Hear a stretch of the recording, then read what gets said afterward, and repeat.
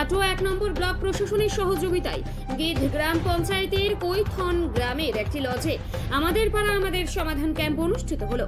উপস্থিত ছিলেন আমাদের পাড়া আমাদের সমাধান প্রকল্পের পূর্ব বর্ধমান জেলার অবজারভার রাজীব সিনহা, কাটোয়ার মহকুমা শাসক অহিংসা জৈন, কাটোয়া 1 ব্লকের বিডিও ইন্দ্রজিৎ মারিক, গিধ গ্রাম পঞ্চায়েতের উপপ্রধান পুলক চন্দ্র কোনার সহ অন্যান্যরা।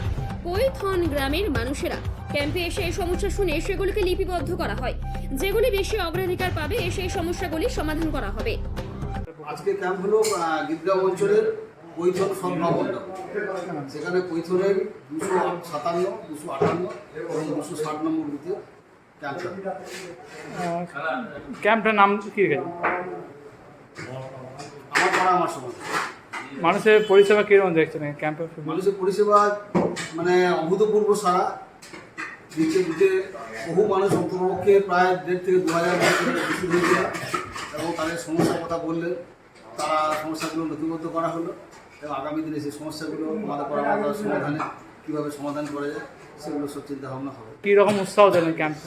অসংখ্য উৎসাহ, প্রতিটা মানুষ এসেছেন উৎসাহ নিয়ে এবং এলাকার কাজ তো সবই প্রায় হয়ে গেছে।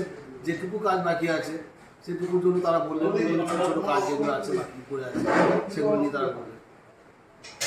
আপনার নাম? আমার নাম পুলক চন্দ্র কুমার।